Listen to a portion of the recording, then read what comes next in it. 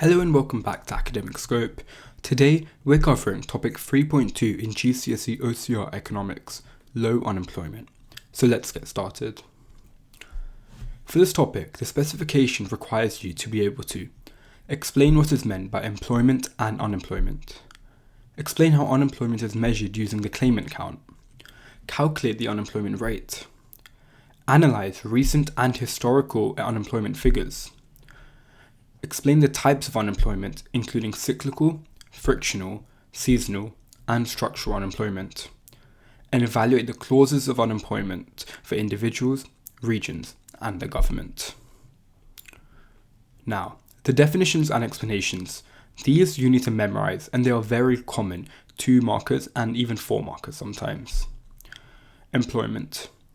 Use of labour in the economy to produce goods and services. Unemployment. It occurs when workers are able and willing to work at the current wage rate are unable to find employment.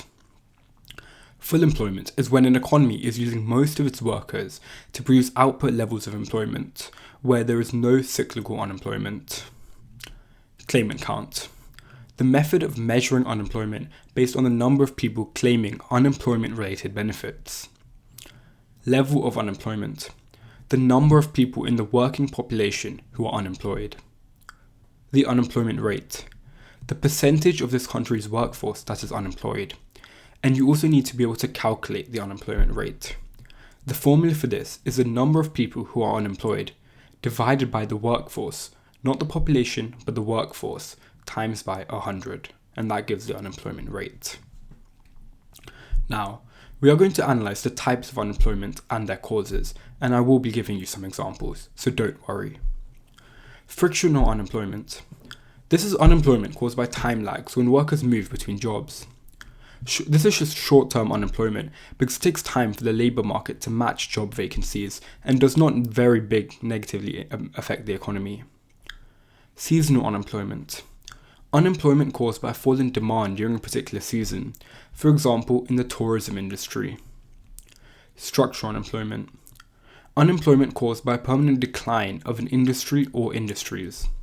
This is long-term unemployment, which creates problems in the economy, as UK workers are occupationally immobile, since it takes time for them to regain new skills for a different industry. The workers are often geographically immobile, as the industries and areas where job opportunities are located are scarce. Cyclical unemployment. Unemployment caused by a lack of demand in the economy, and you can also see it be called as demand-deficient unemployment.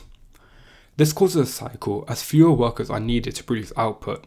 They make less income, spend less, decreasing demand again, causing more unemployment, called the cyclical unemployment cycle. Now, some examples. There is also voluntary unemployment, caused by people simply choosing not to work. Technological unemployment is when modern technology means fewer workers are needed to produce a given amount of output, and we can see that today, where use of AI is replacing some software engineers. Seasonal. An example is a seaside hotel closes in winters, or farmers are not needed outside harvest time. An example of frictional unemployment. A national chain of shops closed down, and they need time to find new jobs at different shops. An example of structural unemployment. When the steel industry in the UK closed down, workers who are specifically specialised in steel are not able to use those skills in other jobs, so they're stuck trying to regain new skills and they're unemployed. An example of cyclical unemployment is when the economy enters a period of low economic growth, such as recession. Some causes of low unemployment is very strong economic growth. Technological advancements in the long run do increase employment and decrease unemployment. A very flexible or mobile labour market, and education and training, which gives people more skills, so they're more desirable in the labour market. Some consequences of unemployment. This is a very common 6 marker, so please memorise these points and make sure to actually understand them. Consequences of unemployment for firms. Wage rates stay low as unemployed workers compete for jobs. A labour market diagram could be useful here. They have a lower cost of production, making firms more internationally competitive as firms can price products lower. Wage rates stay low, so again, they are more internationally competitive. There is less pressure from trade unions, meaning a more flexible labour market and less labour turnover as people need those jobs, which decreases costs for firms. However, unemployment also leads to low demand for firms, meaning they make less revenue as they sell less goods and services. They might also have to pay increased taxes as the government might want increased revenue to provide benefits. There's also a decline in skills if people are unemployed for a very long time. But it depends on the type of unemployment and the duration, and we'll be covering more evaluations later. Some consequences of unemployment for individuals. They have lower living standards. When workers lose their jobs, they lose their wages, and this can cause hardship for many people. They have a loss of status and confidence. Excluded workers are when people are unemployed for a very long period of time, so firms are reluctant to employ them when they rejoin the labour market due to lack of recent experience or skills. You can evaluate this by stating the UK has progressive taxation, so income tax paid will alter accordingly if someone has just lost their job, so they might have an increased disposable income. And you can also say that these individuals have increased opportunities for entrepreneurship and business. Some costs to taxpayers. The unemployed are entitled to benefits which are index linked, so more tax revenue is spent on welfare and less on public services, and government may increase certain taxes. And the greater the rate of unemployment, the greater the rate taxpayers have to pay. Some consequences for the government. Less labour resources are wasted. When labour is unemployed, this means that the economy could produce more. This is a waste of labour resources. To make this specific, when unemployment is high, that means labour resources are wasted. When unemployment is low, that means less labour resources are wasted. The government wants low unemployment. Unemployment leads to more unemployment. This is the cyclical unemployment cycle. As total spending in an economy falls, demand for labour decreases and unemployment increases. Budget deficit process. Unemployment rises, so tax revenue falls. Government spending on unemployment-related benefits increases because they are index linked, so budget deficit worsens. Government spending. The government may spend more than it receives in tax revenue, which could lead to a budget deficit. And some consequences of regions. Unemployment is spread unevenly through the country, as we saw in the steelworks. A certain region may have much higher unemployment than others. Regions with industry decline and high unemployment may become depressed areas. People move out, homes lose value, and they have less population, and this may lead to more crime. Some benefits, and this can also be used as evaluation. Governments may provide benefits to individuals, encourages entrepreneurship, they have increased time to regain new skills, taxes are progressive to income. Some for the government, fiscal policies to increase AD, such as government spending or decreasing interest rates to stop a cyclical unemployment cycle. Progressive taxation, so taxes won't rise as much. You can use borrowing or use of creation schemes to not make sure there isn't a budget deficit.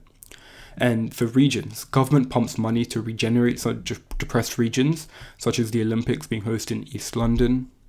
More firms might relocate due to unskilled labour market, and benefits increase demand. These are all benefits, or they could be used as evaluation if your main point is a cost. Now, let's go through an example 6 marker. Pause the video now and analyze and read the case study, ensuring you understand it. Great. This question is asking us to evaluate the consequences of unemployment for individuals, using the information given in the extract and our own knowledge. In the extract, we have a graph about the rate of unemployment over time in the UK, and it pinpoints specific information in the text below. So, let's see. Some points you could have mentioned are lower living standards, as unemployed individuals lose their wages and are less able to buy goods and services, resulting in a lower living standard. It could cause problems within families. Unemployed individuals may suffer from loss of status and self-esteem. You could talk about higher taxes, more stress, lower living standards, new jobs, or more entrepreneurship. Remember, you could say a completely different point and it may be completely valid, and these are just some examples. But make sure to include application from the case study, otherwise you'll be capped at 4 out of 6 marks and not be able to reach that top band of marks which you want for grade 9. Some evaluation we could have talked about. The extent to which individual living standards will fall depends on the level of benefits. You could talk about the type of unemployment. If an individual is frictionally unemployed, then she or he can expect to gain new employment soon. But if it's structurally unemployed, then it may be very difficult to find new unemployment. Development of more significant consequences in periods of high cyclical unemployment. The likelihood of the unemployed individual being able to retrain and find new work is very difficult if they're unemployed for a long time. And the likelihood that unemployed individuals will be able to set up businesses which are successful is quite low. That is the entirety of 3.2 unemployment. It's not a long topic, but it's very commonly assessed. Thank you for watching Academic Scope, and come back next time for topic 3.3, fair distribution of income. Thank you for watching.